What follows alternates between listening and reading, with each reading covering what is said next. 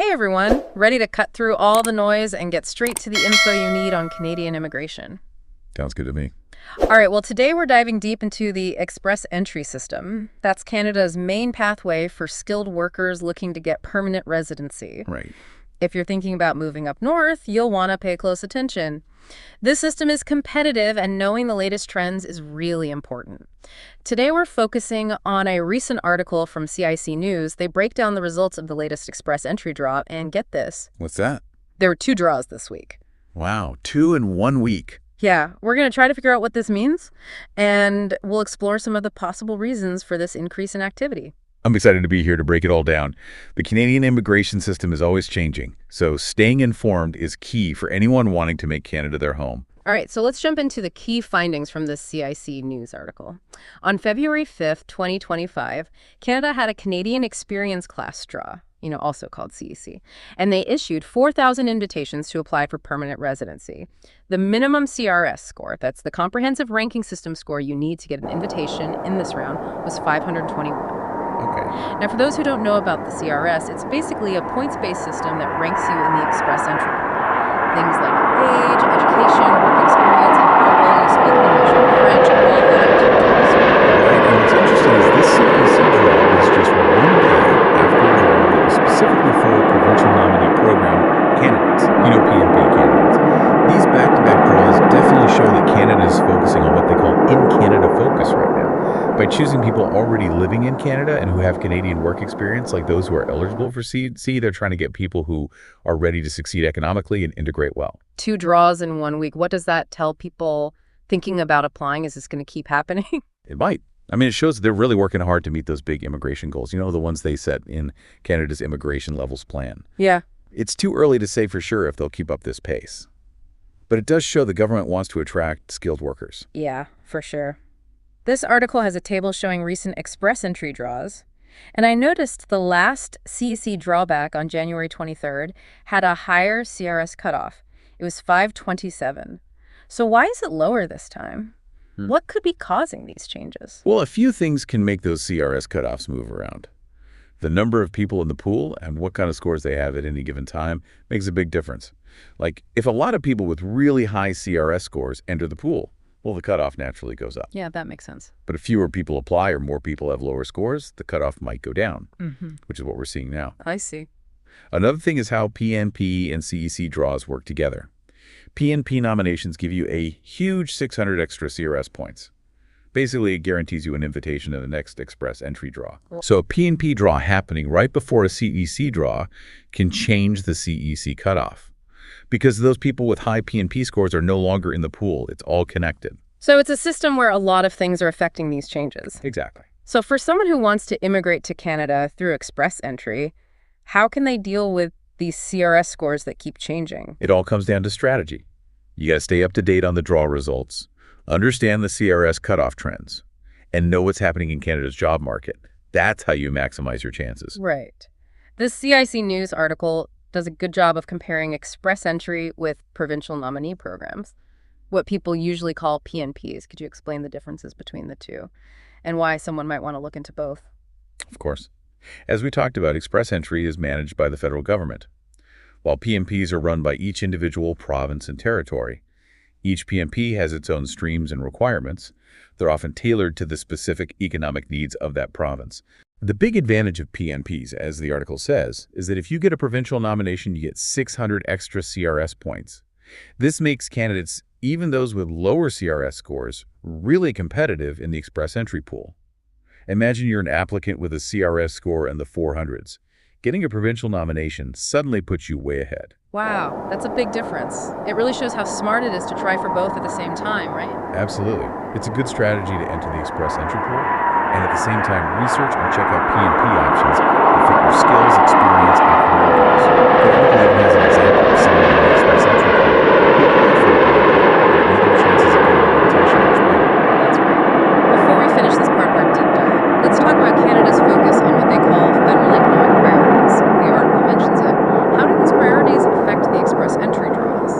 And what does it mean for potential applicants? Well, Canada isn't just looking for any skilled worker. They want people with specific skills and experience to address their economic and labor market needs. The article highlights healthcare as a big priority. It makes sense with our aging population and growing demand for healthcare professionals. So they're really targeting specific sectors based on what they need now and what they think they'll need in the future. Exactly. They're also looking at people in the trades and those who are fluent in French. These priorities directly shape the types of express entry draws they're doing.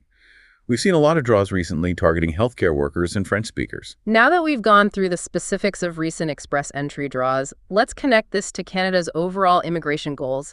Canada has this ambitious immigration levels plan. Can you tell us more about the goals of this plan and how express entry fits in? Well, Canada has a long history of welcoming immigrants, and they've set some of the highest immigration targets in the world.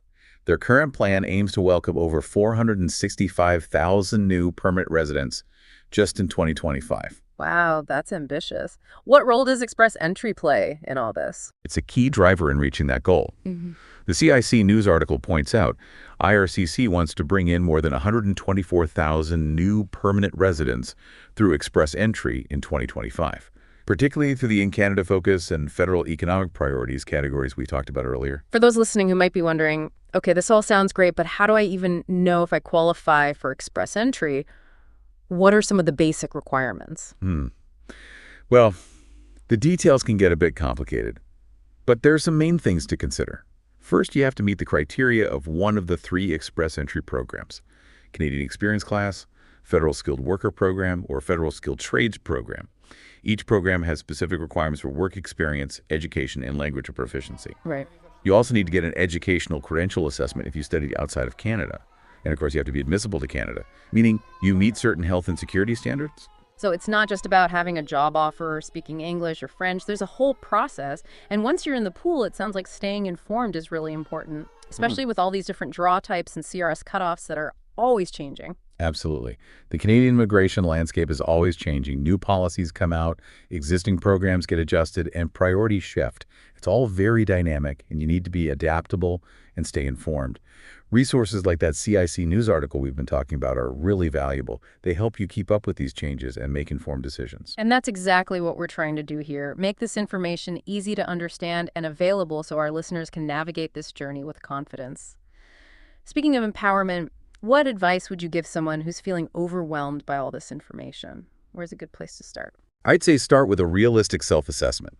Be honest with yourself about your skills, experience, educational background, and language abilities.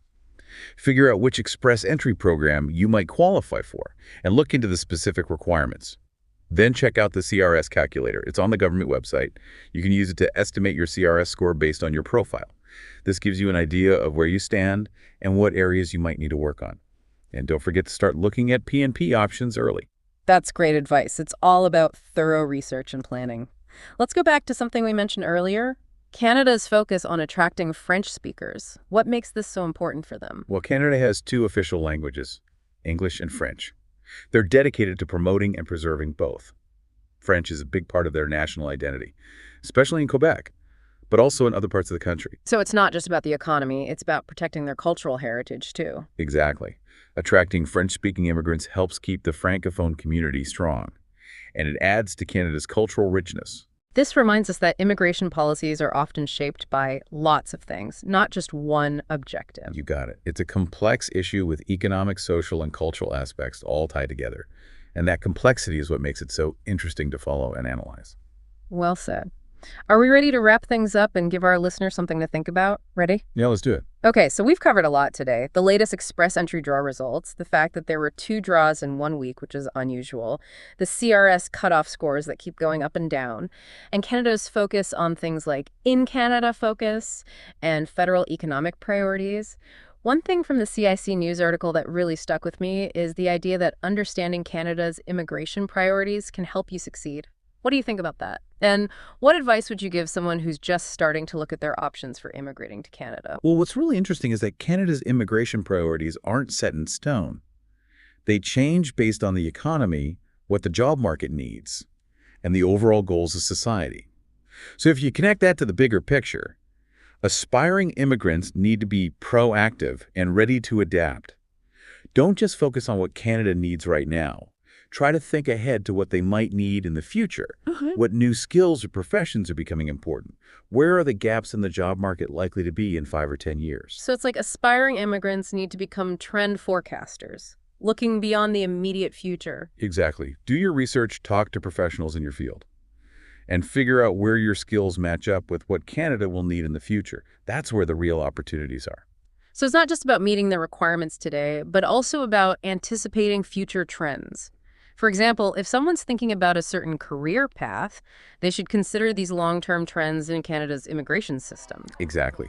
Aligning your skills and what you want to do with what Canada is going to need can really increase your chances of success. Okay, so to recap some key takeaways for our listeners, staying informed is crucial. Exploring PNP options can be strategic. And understanding Canada's long-term immigration priorities can give you a real advantage. For anyone who wants more details, make sure to check out the full CIC news article. It's really good at explaining these complex topics in a simple way. This brings up an important question, though, right? Given all these trends, what new skills or professions do you think Canada might focus on in the future? And how could people who want to immigrate prepare for that? It's something to think about. That's a great question to leave our listeners with, something to ponder indeed. Well, on that note, we'll wrap up our deep dive into Canadian immigration. Until next time, stay curious and keep exploring. Absolutely. Let's wrap up with some key takeaways for everyone listening. So we've covered a lot today. Yeah. The latest express entry draw results, that unusual thing of having 2 draws in 1 week, those CRS cutoff scores that seem to be all over the place, and how Canada is focusing on immigration priorities like in-Canada focus and federal economic priorities. One thing from this CIC news article that really stood out to me is the idea that knowing Canada's immigration priorities can really help you be successful. What are your thoughts on that, and what advice would you give to someone who's just beginning to explore their options for immigrating to Canada? You know what's fascinating about this? Canada's immigration priorities are not fixed. Oh, interesting. Yeah, they actually change based on the economy, what the job market needs, and the overall goals they have for society. Makes sense. So if you think about the big picture, people wanting to immigrate need to be proactive and flexible. Don't just focus on what Canada needs right now. You got to try to anticipate what they might need in the future. I see what you mean. Like, think about what new skills or professions are becoming important. Think about where the gaps in the job market might be in 5 or 10 years. So it's almost like people who want to immigrate need to become trend forecasters, looking ahead and seeing what's coming. Exactly. Do your research, connect with professionals in your field, figure out how your skills align with what Canada is going to need down the road. That's where the real opportunities are. So it's not just about meeting the current requirements, but also about thinking ahead and seeing the bigger picture. So, for example, if someone's considering a specific career path, they should really pay attention to these long-term trends in Canada's immigration system. Absolutely. If you can align your skills and what you want to do with what Canada is going to need, you'll have a much better chance of success. Right. Okay, so to sum up some key takeaways for our listeners today, staying informed is super important. It's a good strategy to look into PNP options. And if you can understand Canada's long-term immigration priorities, you'll have a real advantage. For anyone who wants to dive deeper into this, make sure to check out the full article from CIC News. It does a great job of breaking down all these complex topics in a really clear and easy to understand way. And that's really what it's all about. Yeah, for sure. You know, thinking about all this brings up another question, though. What's that? Considering all these trends, what new skills or professions do you think Canada might prioritize in the future? And how can people who want to immigrate get ready for that? That's something worth considering. It is. That's a great question to leave our listeners with, something to think about for sure. Well, on that note, we'll wrap up our deep dive into the world of Canadian immigration. Thanks for joining us. It was my pleasure. And until next time, stay curious and keep exploring.